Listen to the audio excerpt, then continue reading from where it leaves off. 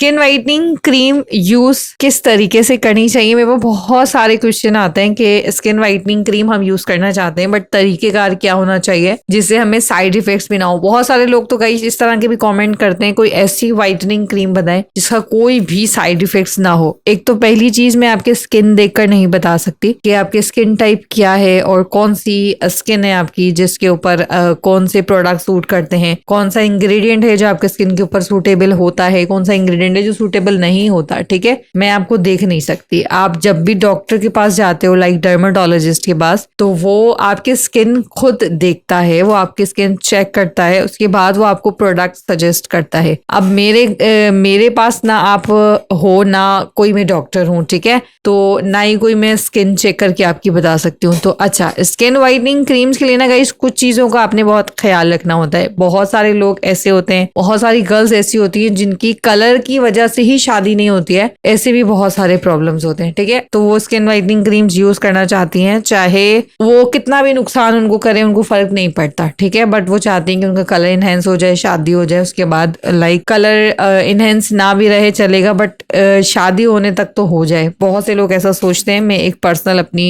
सोच बता रही हूँ क्योंकि मैंने आसपास जितना माहौल देखा है तो वो उस तरह से लोगों की थिंकिंग होती है। बट मैं ऐसा सच बताऊं तो कलर वैल्यू नहीं रखता, इंसान का अंदर से अच्छा होना बहुत वैल्यू रखता है। लेकिन फिर भी अगर आप स्किन वाइटनिंग क्रीम को यूज करना चाहते हैं तो उसके तरीके होते हैं, ठीक है। आपके ऊपर बॉक्स पे कोई भी क्रीम हो, गोरी हो, गोल्डन पर्ल हो, बहुत सारी पाकिस्तानी क्रीम है, बहुत सारी आपको इंडिया में मिल जाएंगी। उसके जो यूज करने का तरीका होता है ना गाइस, सबसे पहली चीज तो ये कि आप टीनेज ना हो, ठीक है। टीनेज होते हो तो इतनी भी कोई खास जरूरत नहीं होती है आपको रंगोरा करने की टीनेज में, क्योंकि एक तो हार्मोन चेंजेस होते हैं जिसकी वजह से पिंपल्स, एक्नी का बहुत प्रॉब्लम होता है, स्पेशली उस एज में जिस एज में लाइक 14, 15, 16, 20 से पहले पहले आप वाइटनिंग क्रीम्स यूज मत करो। उसके अंदर ऐसे केमिकल्स होते हैं जो कि वो खुद भी मेंशन नहीं करते हैं क्योंकि उनको पता है अगर उन्होंने मेंशन कर दिए और किसी ऐसे बंदे या किसी ऐसे ने पढ़ लिए वो इंग्रेडिएंट तो शायद उनका लाइक क्रीम के ऊपर कोई एक्शन लिया जा सकता है। फिर आजकल का तो दौर भी ऐसा है, सोशल मीडिया, तो इस तरीके से, ठीक है। तो वो मेंशन नहीं करते बॉक्स के ऊपर, वो वही चीज मेंशन करते हैं जो कि रंग गोरा करती है, तो वही चीज मेंशन करते हैं जिससे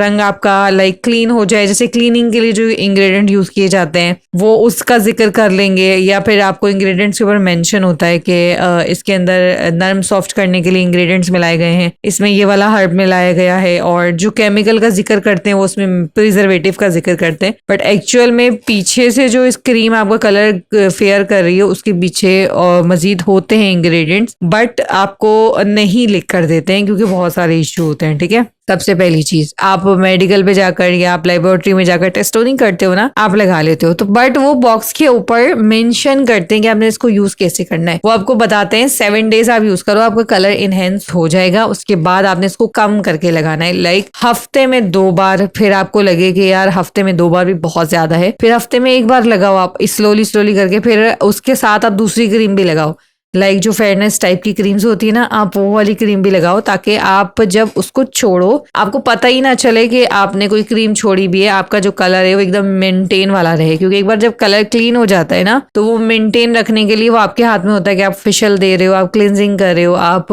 अपने स्किन के ऊपर कोई फेस पैक लगा रहे हो, आप फेस सीरम लगा रहे हो, बहुत सारी चीजें होती है फेस पे लगाने के लिए, मॉइस्चराइजर लगा रहे हो। फेस की मेंटेनेंस होती है, जब फेस की मेंटेनेंस आप दे रहे होते हो तो कलर जो है वो खराब नहीं होता अगर आप एक बार क्लीन उसको कर लेते हो, ठीक है। अच्छा गाइस, सबसे पहली चीज तो याद है 20+ के बाद जाकर आपने क्रीम लगानी है, वाइटनिंग क्रीम। जैसे कि वो मेथड लिखते हैं उस तरीके से भी फॉलो कर सकते हो। बाकी नॉर्मल तरीके से अगर फॉलो करना चाहते हो तो हफ्ते में 2 बार लगाओ, नॉर्मल क्रीम जारी रखो, क्योंकि नॉर्मल क्रीम जब आप लगाओगे तो उससे उसका लाइक एक मैचअप हो जाएगा। क्योंकि केमिकल्स की बात करेंगे, आप 2 क्रीम यूज कर रहे हो तो केमिकल्स तो दोनों ही क्रीम में है, ठीक है। नॉर्मल फेयरनेस क्रीम होती है उसमें भी केमिकल्स होते हैं, नॉर्मल जो दूसरी क्रीम होती है वाइटनिंग क्रीम उसमें ज्यादा केमिकल्स होते हैं। तो केमिकल्स मिलाकर ही एक बेस बनाई जाती है, उसमें प्रिजर्वेटिव भी केमिकल होता है, फ्रेग्रेंस भी केमिकल होता है, ठीक है। तो वो सब मिलाकर उसको बनाया जाता है। तो फिर आपने उसको उस तरीके से लगाना है कि दोनों को साथ साथ, एक आपने नाइट में लगा ली तो एक आपने डे में लगा ली, जिससे आपका कलर जो है वो खराब ना हो, ठीक है। और याद रखना जब भी कोई स्किन वाइटनिंग क्रीम यूज करो आप नाइट टाइम पे यूज करो, क्योंकि उसके अंदर जो इंग्रेडिएंट होते हैं अगर आप वो धूप में बाहर लगा के निकलते हो स्किन जलने की प्रॉब्लम होती है, लाइक आप आपके स्किन में ऐसे जलन सी महसूस होती है। ठीक है, पहली चीज तो ये क्लियर हो गई कि आपने 20+ के बाद जाकर लगाना है। 25+,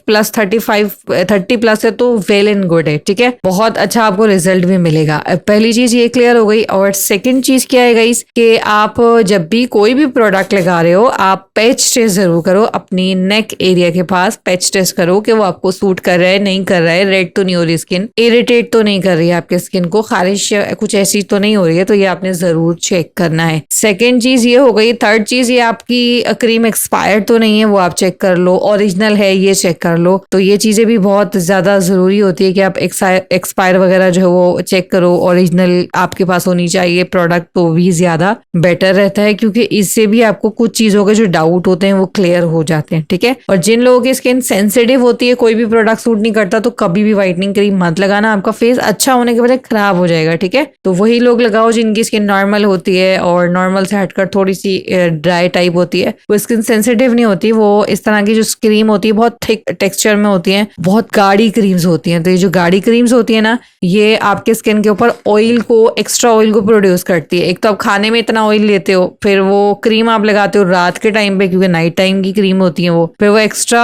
ऑयल को जनरेट करती है, आपके जो पोर्स खुले होते हैं फिर उसमें जाकर जम जाती है, फिर एक्ने, पिंपल्स, ये सारी प्रॉब्लम क्रिएट होती है। ठीक है, तो आपने कम क्वांटिटी में लगाना है। और सेकेंडली ये कि आपने बहुत ज्यादा ऑयली स्किन के ऊपर नहीं लगाना और बहुत ज्यादा सेंसिटिव स्किन पे बिल्कुल भी नहीं लगाना। जिनको एक्ने, पिंपल्स की प्रॉब्लम होती है तो वो तो बिल्कुल भी ना लगाएं, ज्यादा बेटर है। हाँ, अगर एक्ने, पिंपल के निशान रह गए हैं, दाग धब्बे रह गए हैं, तो फिर आप लगा सकते हो, क्योंकि दाग धब्बों को भी कम करती है। ठीक है, बाकी एज के हिसाब से मैंने आपको बता दिया। टीनेज में आप कभी भी मत लगाया करो, कोई भी व्हाइटनिंग सोप हो नहीं लगाओ। सर्दियों में तो सोप वैसे भी यूज नहीं करना चाहिए, और सोप आपको डॉक्टर सजेस्ट भी नहीं करते हैं इस तरह के सोप जो कि ड्राई बेस होते हैं। कोई सॉफ्ट जो होते हैं लाइक ग्लिसरीन बेस्ड जो सोप होते हैं सॉफ्ट वाले, वो आप लगा सकते हो, क्योंकि उससे आपकी स्किन सॉफ्ट, नरम, मुलायम होती है। बट जो बहुत हार्ड टाइप के सोप होते हैं वो आपको वैसे भी सर्दियों में भी नहीं लगाना चाहिए। गर्मियों में भी अगर स्किन ड्राई है तो मत लगाओ, वो आपके जो स्किन के अंदर लाइक चिकनाई होती है वो सब सक कर लेता है, और फिर एक्स्ट्रा चिकनाई भी ड्राई स्किन से निकल जाती है, तो फिर स्किन बहुत पतली हो जाती है। लाइक पतली से मुराद ये बहुत ड्राई हो जाती है। आपने स्किन को ड्राई नहीं करना, आपने स्किन के अंदर मॉइस्चर को रखना है, और सोप मॉइस्चर खत्म कर देता है। ठीक है, मॉइस्चर खत्म हो जाता है, स्किन बिल्कुल बेजान सी हो जाती है। जैसे कि ऐसा समझ लो सर्दियों में जैसे कि हमारी स्किन बहुत ड्राई हो जाती है ना, तो ऐसे सोप के यूज करने से स्किन ड्राई है, सोप यूज करोगे तो ऐसा ही होगा, आपका सारा ऑयल सक कर लेता है वो, फिर ऑयल सक करने के बाद वो स्किन बिल्कुल ड्राई कर देता है, जैसे कि एकदम हाथ भी लगाने से अजीब सा लगता है। ठीक है, कांटे से चुभ रहे होते हैं, ऐसा वाला फील आता है। आपने ऐसा नहीं करना। ठीक है, सोप यूज करना चाहते हो ग्लिसरीन बेस्ड सोप यूज करो। गर्मियों में आप यूज कर सकते हो डे टाइम पे, इवनिंग टाइम पे, नाइट टाइम पे, क्योंकि गर्मियों का टाइम ऑयल पे ऑयल प्रोड्यूस हो रहा होता है पसीनों की वजह से। बट सर्दियों में कभी भी कोई भी आपको बोले ना कि नहीं आप सोप यूज करो आपका रंग गोरा होगा, मत यूज करना सर्दियों में, वो आपके स्किन के साथ मजीद खिलवाड़ कर लेगा। ठीक है, तो ये मेरी एक सजेशन है, बाकी आपकी अपनी मर्जी है, आपका अपना चॉइस है, आपकी स्किन पे सूट करता है आप यूज कर सकते हो। बट मैं एक सजेशन आपको दूंगी, ग्लिसरीन बेस यूज कर सकते हो। ग्लिसरीन अगर जिस सोप के अंदर होती है उस सोप के अंदर मॉइस्चराइजेशन होती है, तो उससे आपकी स्किन सॉफ्ट रहती है। ठीक है, वो ड्राई नहीं होता। सर्दियों में वैसे भी नॉर्मल आप सोप देख लो, लक्स देख लो, इस तरह के जो सोप होते हैं, गोल्डन पिल का सोप देखो आप, अगर आप यूज करते हो गोरी वाला सोप देखो, इतना ड्राई हो जाता है बाहर रखने से भी, उसके ऊपर हवा लगती है ऐसे जैसे बीच में दरार पड़ जाती है, तो ऐसे आपकी स्किन पे भी दरार पड़ सकती है। ठीक है,